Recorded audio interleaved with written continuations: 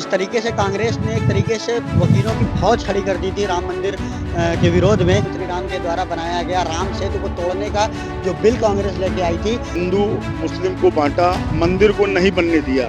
Congress party और Sapa party हमेशा हमारे हिंदू देवी देवताओं की निंदा करती है। अयोध्या का राम मंदिर जो हमेशा से राजनीति का विषय बना रहा, राजनीति सैकड़ों साल चलती रही और सैकड़ों साल के बाद राम मंदिर बन गया।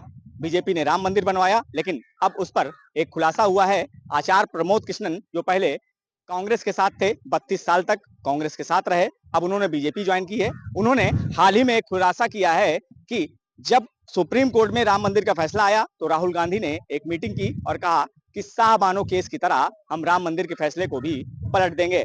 ऐसे में राम मंदिर को लेकर क्या कहना है और कांग्रेस को लेकर क्या कहना है, हमारे साथ कुछ लोग मौजूद हैं, आइए उनसे बात कर लेते हैं। आपका क्या कहना है जिस तरह से प्रमोद कृष्णन ने राहुल गांधी को लेकर एक खुलासा किया है कि राम मंदिर के फैसले को शाहबानो केस की तरह हम जो है पलट देंगे? यह बात कोई बंद डायरी की तरीके निकल के बाहर नहीं है, खुली किताब है। कांग्रेस के नेता जिस तरीके से बयान देते हैं और जिस तरीके से उनके कृत्य रहे हैं, जिस तरीके से कांग्रेस ने एक तरीके से वकीलों की फौज खड़ी कर दी थी राम मंदिर के विरोध में, जिस तरीके से कांग्रेसी प्रधानमंत्री लाल किले के प्राचीर पे खड़े होके जिन्होंने कहा था कि हम तथाकथित बावरी दोबारा बनवाएंगे, तो इसमें कोई छुपी हुई बात नहीं है। जिस तरीके से कांग्रेस एक तरीके से अपने मैनिफेस्टो में कहा था कि राम डज नॉट एग्जिस्ट, मतलब राम काल्पनिक नहीं बल्कि एक तरीके से ऐतिहासिक नहीं बल्कि काल्पनिक हैं। और जिस तरीके से मर्यादा पुरुषोत्तम भगवान श्री राम के समय पर और भगवान श्री राम के द्वारा बनाया गया राम सेतु को तोड़ने का जो बिल कांग्रेस लेके आई थी, तो यह स्पष्ट है कि कांग्रेस पार्टी एक तरीके से राम विरोधी है, हिंदू विरोधी है। और कांग्रेस पार्टी का जो नेतृत्व करती है वो इटली की एक महारानी सोनिया गांधी, जिनका असली नाम एंटीनो माइनो है, जो एक तरीके से ईसाई मशीनरी के तरीके भारत में काम कर रही है। उनकी मानसिकता क्या होगी और उनकी सोच क्या होगी और एक तरीके से उनके जो टारगेट है और उनके लक्ष्य क्या हैं, ये सबको एक तरीके से स्पष्ट है और हिंदू कहीं ना कहीं इन सब चीजों को जान चुका है। कांग्रेस और विपक्ष हमेशा से ये कहता रहा कि जिस तरह से राम मंदिर को लेकर हमेशा से कहा कि मंदिर वहीं बनाएंगे, तारीख नहीं बताएंगे, बीजेपी पर ये आरोप लगाते रहे और अब इस तरह की बात सामने आ रही है कि अगर जो है हमारी सरकार बनी तो हम फैसले को पलट देंगे, यानी सुप्रीम कोर्ट। तो क्या 55 साल तक कांग्रेस ने इस देश पर राज्य किया, हिंदू मुस्लिम को बांटा, मंदिर को नहीं बनने दिया। राजीव गांधी ने शिलान्यास करवाया, उसके बाद काम रोक दिया। उसके बाद बीजेपी के हमारे श्री लालकृष्ण आडवाणी जी ने संकल्प लिया, यात्रा निकाली पूरे प्रदेश की, लालू प्रसाद यादव, मुलायम सिंह यादव इसके विरोधी रहे और इन्होंने अपना पूरा प्रयास किया, परंतु जो हमारा संगठन था उस संगठन से बड़ी मजबूती से इस प्रयास को दर बदर आगे बढ़ाता रहा और ये संकल्प लिया कि इस मंदिर को हम बनाकर रहेंगे। 500 वर्षों का संघर्ष है, 500 व्यक्तियों से ज्यादा, भक्तों से ज्यादा, राम भक्तों से ज्यादा लोग शहीद हो चुके हैं। उसकी गिनती गिनी नहीं जा सकती है, क्योंकि सरयू में जिस तरह से जब मुलायम सिंह ने गोली चलवाई थी, किस तरह से उसमें नालियों में खून बहा था, नदी में खून बहा था, लाशें उतरा रही थी। आज इस सरकार ने इस स्थिति को लाकर खड़ा कर दिया है कि भारत का हर व्यक्ति अपने आप को गौरवान्वित महसूस कर रहा है। हम लोग ये एहसास कर रहे हैं, उस सुखद अनुभव में जी रहे हैं।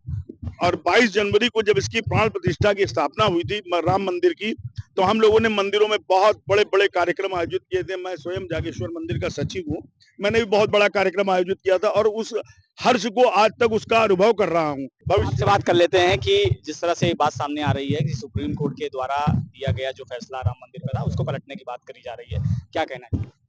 इसमें हमारा यही कहना है कि कांग्रेस पार्टी एक ऐसी पार्टी है कि ये हिंदू के धर्म को लेके हमेशा अपनी राजनीति चलाती है।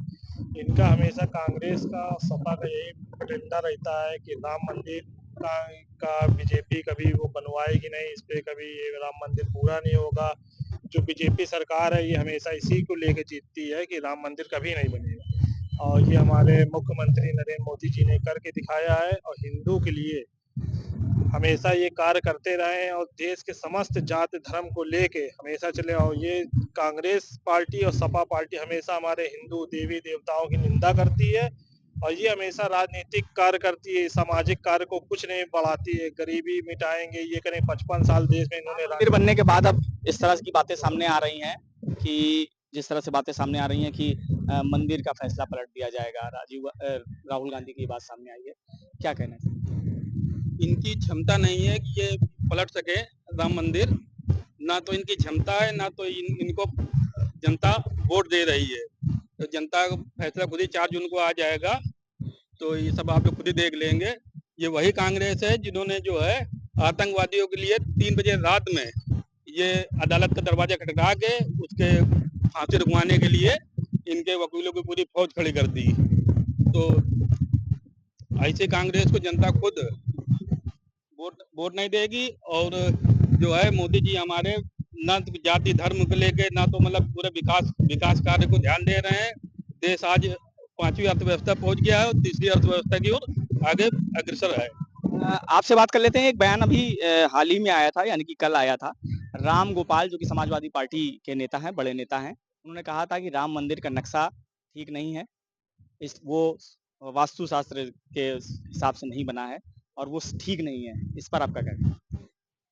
जिनकी सरकारों में राम भक्तों पर गोली चली हो, जिनकी सरकारें कहती हो कि हम परिंदा भी राम मंदिर पर नहीं मार पाएगा, इस तरीके से अयोध्या की सीमाओं को हमने सीज किया, और जिन्होंने राम भक्तों पर गोलियां चलवाई हो, जिन्होंने सरजू नदी को राम भक्तों के रक्त से लाल किया हो, जिन्होंने उन कोठारी बंधुओं को मरवाया हो, वो अगर आकर वास्तुशास्त्र की बात करें, जिनके लिए कहा जाता है कि उनका भाई मुल्ला मुलायम था, और जिनके लिए कहा जाता है कि धुर विरोधी, जिनकी सरकार सिर्फ और सिर्फ मुसलमानों के दम पर बनती थी, और जो मुसलमान की बेटी को ही अपनी बेटी मानते थे और हिंदुओं की बेटी उनके लिए कुछ नहीं थी, वो अगर आकर ये कहें कि वास्तुशास्त्र के हिसाब से मंदिर नहीं बना हुआ है, या राम मंदिर हम ठीक ढंग से ढांचा नहीं बना दिए, जितने बड़े इंजीनियर, मैकेनिकल इंजीनियर और जिस तरीके से ये आर्किटेक्ट है ना, ये आर्किटेक्टता अपने पास रखें हमारे धर्म के विषय में टिप्पणी करने की, हमारे धर्म के विषय में चर्चा करने की, हमारे धर्म पर किसी भी तरीके का कोई उपदेश देने का कार्य आप मत करो। आप अपनी पार्टी देखो, आप अपना परिवार देखो, और आप अपना सिर्फ और सिर्फ काम देखो।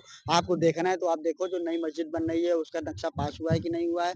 आप देखो कि आपके जो जिहादी प्रवृत्ति के आपके साथ जो लोग रहते हैं उनके कागज मिले कि नहीं मिले, क्योंकि चुनाव के बाद कागज ढूंढे जाएंगे, और चुनाव के बाद कागज ढूंढने के बाद उनको देश से निकालने का काम किया जाएगा। आप उनके पक्ष में खड़े रहना और उनके पक्ष की बात करते रहना, और आप राम मंदिर की चिंता मत करो, क्योंकि इस देश के बच्चे ने जो कश्मीर से लेकर कन्याकुमारी तक बच्चे ने जो सौगंध उठाई थी कि हम सौगंध राम की खाते हैं, हम मंदिर वहीं बनाएंगे। तो 6 दिसंबर 1992 को जब वो ढांचा ध्वस्त हुआ था और वहाँ राम मंदिर जब भगवान राम स्थापित हुए थे, तो राम मंदिर बन गया था। और उसी दिन जो दूसरी सौगंध उठाई गई थी कि हम सौगंध राम की खाते हैं, मंदिर भव्य बनाएंगे, तो 22 जनवरी को जब मंदिर का उद्घाटन हुआ और मंदिर के प्राण प्रतिष्ठा हुई, तो उस प्राण प्रतिष्ठा के साथ में मंदिर की प्राण प्रतिष्ठा हुई, लेकिन इन सबके प्राण एक तरीके से निकल गए थे जब मर्यादा पुरुषोत्तम भगवान श्री राम का भव्य और दिव्य मंदिर बनकर तैयार हुआ था। और इनके प्राण अभी भी निकल रहे हैं, और मर्यादा पुरुषोत्तम भगवान श्री राम की ऐसी कृपा है कि इनके प्राण ऐसे ही निकलते रहेंगे, और ये जब मरेंगे तो इनके पीछे राम राम नहीं कहा जाएगा, बल्कि कहा जाएगा कि बाबर इनका बाप था और इनका जीना पाप था।